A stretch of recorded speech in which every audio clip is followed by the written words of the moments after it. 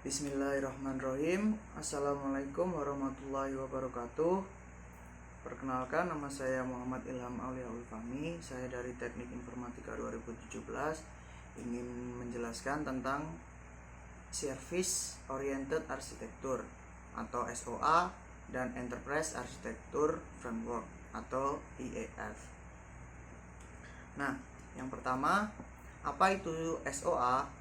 Service Oriented Architecture atau SOA adalah suatu gaya arsitektur sistem yang membuat dan menggunakan proses bisnis dalam bentuk paket layanan sepanjang siklus hidupnya. SOA juga mendefinisikan dan menentukan arsitektur TI yang dapat menunjang berbagai aplikasi untuk saling bertukar dan berpartisipasi dalam proses bisnis. Mengapa SOA? Service Oriented Architecture muncul akibat kebutuhan komputasi yang semakin kompleks. Tetapi, pada saat yang sama muncul tuntutan tentang independensi dan keterkaitan yang rendah atau loose coupling. Tidak semua kebutuhan komputasi dapat dipenuhi sendiri. Terlalu berat dari sisi biaya dan usaha. Independensi diperlukan karena seringkali sebagian fungsionalitas yang diperlukan berada di luar domain kendali pemakai. Ya, sekarang saya mau menjelaskan tentang prinsip SOA. Pertama, Standard Service Contracts. Layanan mematuhi perjanjian komunikasi seperti yang didefinisikan secara kolektif oleh satu atau lebih deskripsi layanan dan dokumen terkait. Yang kedua, loose coupling. Layanan menjaga hubungan yang meminimalkan dependensi dan hanya mempertahankan kesadaran akan keberadaan satu sama lain. Yang ketiga, abstraction. Melampaui apa yang dijelaskan dalam kontrak jasa. Layanan menyembunyikan logika dari luar. Yang keempat, reusability.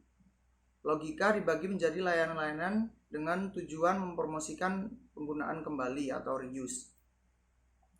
Yang kelima, autonomi. Jasa memiliki kendali atas logika yang mereka encapsulate. Yang keenam, statelessness. Meminimalkan informasi yang tersisa spesifik untuk suatu kegiatan. Yang ketujuh, discoverability. Dirancang agar terlihat deskriptif sehingga mereka dapat ditemukan dan digunakan melalui mekanisme penemuan yang tersedia. Yang terakhir adalah composability, yaitu dapat dikoordinasikan dan dirakit untuk membentuk layanan yang komposit. Setelah itu, manfaat SOA. Yang pertama adalah fleksibel atau mudah untuk dirubah-rubah. Yang kedua, dapat digunakan kembali, meningkatkan kualitas dan minim pengeluaran. Yang ketiga, transparan. Operasional manajemen bersifat terbuka, termasuk manajemen keamanan, performance layanan, dan optimasi modul. Yang keempat, keterbukaan layanan, mudah untuk diperpanjang.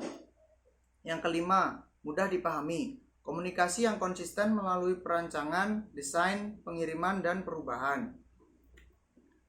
Kesimpulannya, SOA merupakan arsitektur yang mendukung integrasi bisnis sebagai layanan yang terhubung dan menjadi jalan menuju inovasi. SOA juga menjadi strategi bisnis berbasis teknologi dan hasil evolusi untuk mengintegrasi berbagai sumber informasi dari sumber kode atau platform yang berbeda-beda. Untuk materi kedua, apa itu IE?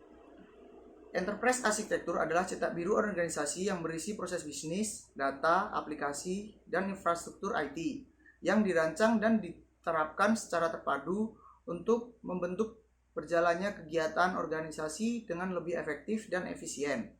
Untuk membuat enterprise architecture, jika kita bingung memulai dari mana, siapa saja yang terlibat, apa yang harus dibuat, tahapannya bagaimana, standar desainnya seperti apa, jika kita bingung seperti itu, maka kita butuh contoh, template atau guidance. Maka di situ dibutuhkan enterprise architecture framework. Nah, untuk framework ini pertama dibuat oleh Zahman pada tahun 1987.